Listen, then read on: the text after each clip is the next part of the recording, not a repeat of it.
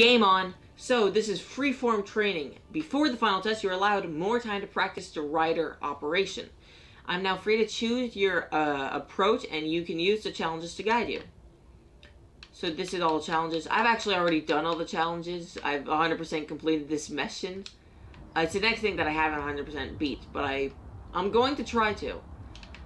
Flash grenade is something new that they added from the old game. Because I remember playing this first mission a lot when I first got it. Because this is so small, it was probably, at least with the first game, my favorite mission. Because, I mean, there's, like, the Paris place in Bangkok and, like, wherever that other place is in Asia. There's, like, the hotel. There's, like, the place where there's all the protesters. There's another place that I'm forgetting about.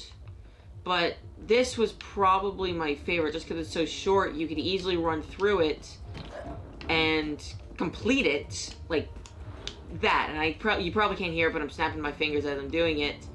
And I'd have my friends over and I'd have them run through this to see how they do it. Because it's, like, to me, the perfect tutorial on just... And I know this isn't the first level because you do it once before with, like, the other... you do it once before using the other Wizard tutorial and they're telling you exactly how to go through it. Which is fine, but I would honestly prefer if they were to just put you in this level and just have you go about it and have you try and figure everything out. Because if it was just, here's the level, go do whatever you want to do, it would be so much more interesting, at least to me. It would then make it so it's like, you don't know exactly what you're doing, you're just getting thrown into this blind... Oh no, go in. He can see me.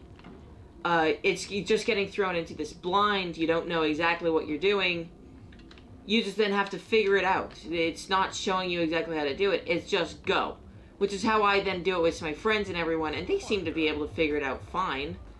I mean, they don't do the best job, they often fail a couple times, but, like, they're fine. He knows who I am, so I'm gonna have to hide around this corner. I'm gonna poison the glass that Norfolk drinks from, that way I can become Mr. Norfolk. So, that's just my approach with this game, that it should have been aimed, it should have been different, like this should be the first mission, instead of having them go through it once with you. But anyway, it's not, and I'm not a professional. It's also just, when you're with people, like, watching them like fail to do whatever was entertaining for me, but it would get frustrating for them, and then I was there to help them run through it, which could have been the way that they do it. Like, they give it to you and you have this freeform whatever, but at any time you can say stop tutorial and go through this mission with help.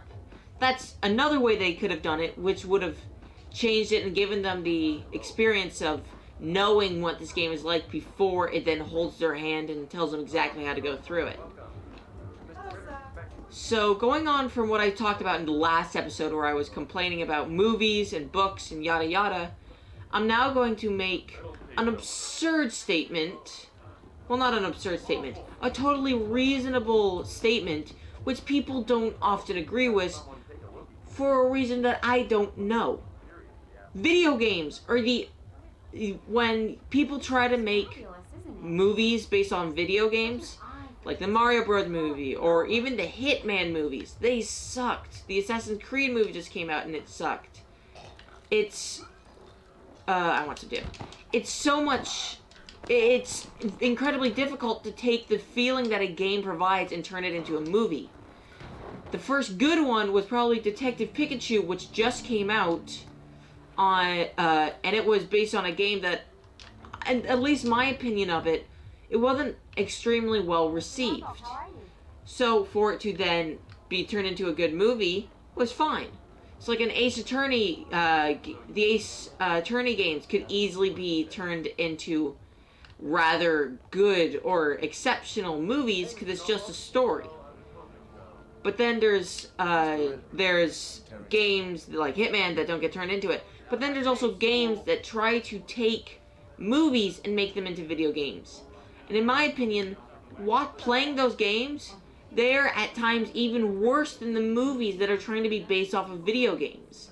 No one ever talks about it, but like the games that are based off the Marvel movies, or recently there was like Scrat's Adventure, which was based off the Ice Age movies, which is like no one asked for that game and it sucked.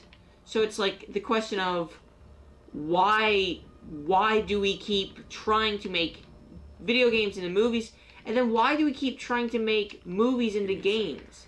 It's like, someone help me! Nope. Uh-oh. Did someone hear that? No, okay, no. Phew. I'm gonna hide the body, though. It's like, just stop doing it. And with Detective Pikachu, it's like, they got it right, which is great, and it's a great movie that you can show to your kids, and I would recommend it. But until we get to that point where we can just we got the formula down, we can keep doing it over and over again, just stop, because they all suck. But something that is great is movies based off of books, such as Jurassic Park. One of the greatest movies of all times is based off of a book. And it's a movie that I go back, lots of people go back and watch over and over again. Recently, I can say recently, but The Witcher was a book series that they started turning into video games, and they're great games. And it seems that books getting turned into movies always work, and books getting turned into video games almost always work. And it's just because books give them so much information that movies can then choose the good parts and turn it into their movie. And then video games can take all the information, and instead of bombarding it to the players like they do in books, they can then spread it out. So it's like, oh, if you want to hear the chanting that people are doing in the background, it's not a paragraph of flavor text. You then can go find them and hear them sing it. And then you also know exactly what the author means because of the way the song is being sang, exactly what the words are. You don't have to imagine any of it. It's there. A lot of people complain about that because they like using their imagination. But then don't play games, don't watch movies, read the books. That's why they're there for you. But this is someone who doesn't use their imagination. I mean, I do. But having the option of just having it there for you, that is just as good as my imagination, use that instead of my imagination. So that's kind of my rant, and why I think that books should be made into video games and more than movies do. Like, if you took a book like The Princess Bride and turned that into a game, that would probably be a great game. You take a book like Percy Jackson, turn it into a movie, terrible movie. But you turn that book into a game, and then it can make it so much better. And then recently they've announced that they're going to be making a Harry Potter game. Well, they haven't announced it, it's been leaked, that they're going to be making a Harry Potter game that's kind of like Bully in the sense that you can go around through classrooms to kind of change. You have to go to classes, learn spells, do stuff like that. It's going to be an open world. And that's great, and I'm really excited for that, and I'm going to probably play through it, hoping it's a prequel or a sequel, or I don't even care, because if the people who are making it are capable people, and I'm probably going to record it and play it on this channel, because that's one of those games, like Spider-Man, which I got immediately as it came out. Spider-Man I got as soon as it was released. I got it actually the day of without pre-ordering it, which was incredibly lucky. My dad actually just bought it and gave it to us, because I have two brothers, and just like, here, thought this looked cool, check it out. So I did. I looked into it, played it, great game. I completed that game. And of course I died in it, so it wouldn't make a great video like this. But I played on the hardest difficulty. It wasn't too difficult. I played it on the hardest difficulty.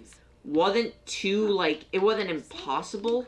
I'm going to try and do it this way, even though I've already done that.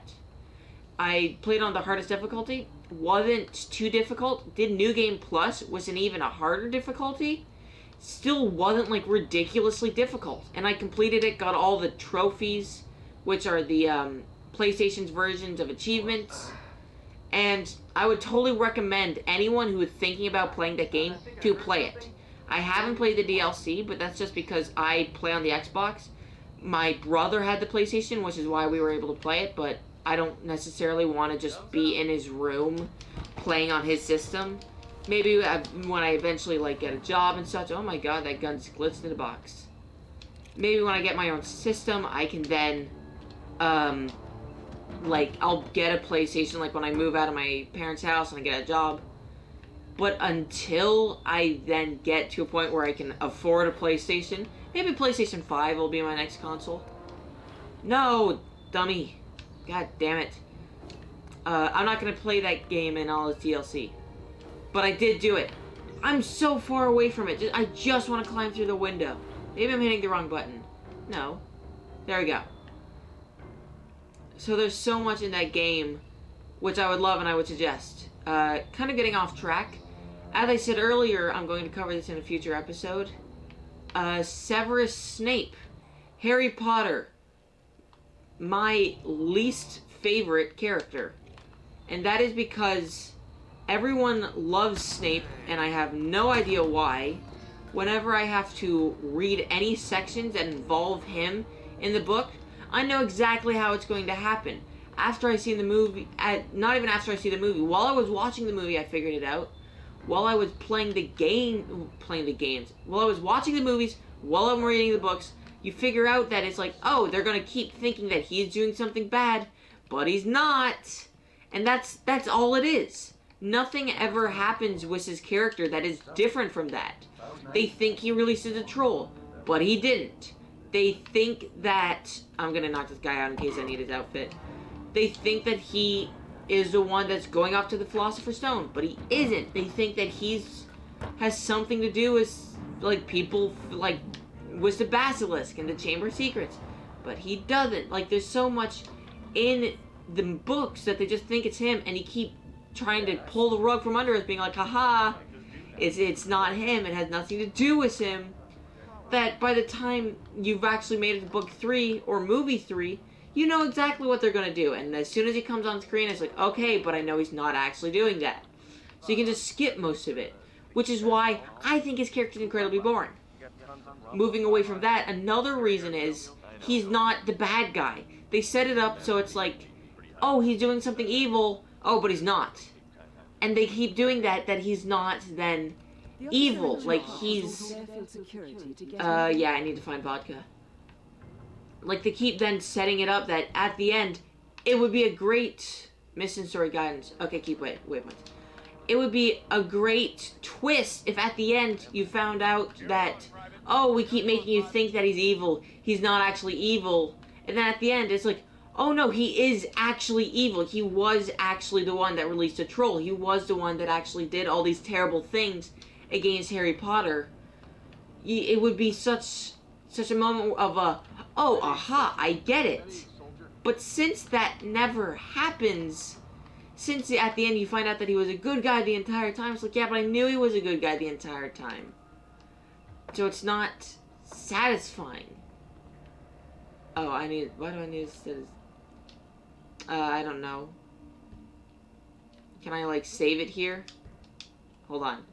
I'm gonna save, because I'm not great at chess. I'm probably gonna mess this up. So, yeah, confirm. Let's see. So that's Snape. Yeah, so if it was that would have been fine.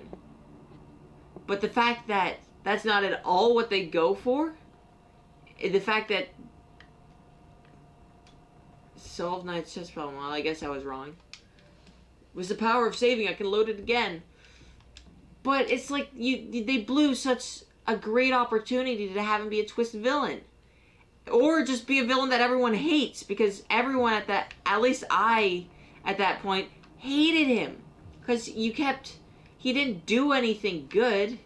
He would then just keep doing things that would be like, alright, this is pissing me off. Why didn't that work? Oh, it's because he left. Okay, I guess he's going to have to come back and check it out. I only have poison for one of these, though. That sucks. Anyway, and a lot of people will say, yeah, but you have to know that at the end, when he, like, saves Harry's life, it's like, how does he save Harry's life? He doesn't save Harry's life. And people are like, oh, but he died, which was so sad. It was a war. It's literally the war of Hogwarts. It's like the Battle of Hogwarts. They're like the greatest evil and the greatest good fighting. People are gonna die. Fred died, or maybe George died, I don't know.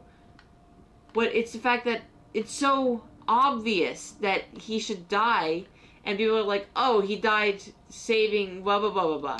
No, he had no idea that he was going to die. He had no way of knowing that he was going to die.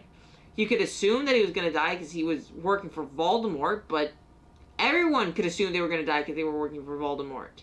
If that was the reason they stopped, then Voldemort wouldn't have had an army. He would have had one idiot. And the fact that he cared, and also another thing, the fact that he bullies Harry Potter. Well, I've probably gone way over the time of this video. I don't care. The fact that he bullies Harry Potter is, like, super ridiculous. Yeah, that wasn't the right move. Make no mistake, Ambassador, I will destroy you. No, I'll destroy you. Boop. What do you think of that, chess genius? Is he leaving again? Oh no, he's just looking over there. He'll see it again. The vodka solves Knight's chess problem. If it's like, then poison it, because sometimes if you do these things out of order, it gets fucked up. But anyway, oh, another thing, Neville. Neville is a character who literally watched his parents get tortured and like beaten to insanity. Like, you'd think that that's the person that he would then be afraid of. Like, the person, you'd think his greatest fear would be Voldemort, or the people that drove his parents to insanity, or anything like that. No, it's Snape. It's literally his teacher. When your teacher is your greatest fear, that's a problem. So, that is another reason why I don't like Snape, because it's evident that he bullies students. Like, he has no problem with Neville. He has no reason to hate Neville, but he does. So when people are like, oh, but he hates Harry Potter because of his father. Well, Neville's father wasn't mean to him, and yet he still hates Neville for some reason. And the fact that he bullies Harry Potter because he didn't like his dad. It's like, hey, your dad bullied me in, let's see, they're 10. It was the third year we're watching them bully him, which means that they would have been like 13. Your dad bullied me when I was in like 8th grade. Therefore, I'm going to torment you for 10 years of your life. I'm going to make sure that you have a terrible year and you fail at life. That is a terrible mentality to go through. That is the mentality of a terrible person. So those are the reasons I don't like Snape. But anyway, guys, ranting like this is fun for me, so I had a great time recording this episode. I hope you don't hate me too much after this. But if you do, don't come back, because I rant a lot. But anyway, guys, that's going to be it for this episode. I hope you enjoyed watching it. I had a great time recording it, and I'll see you next time. Game over.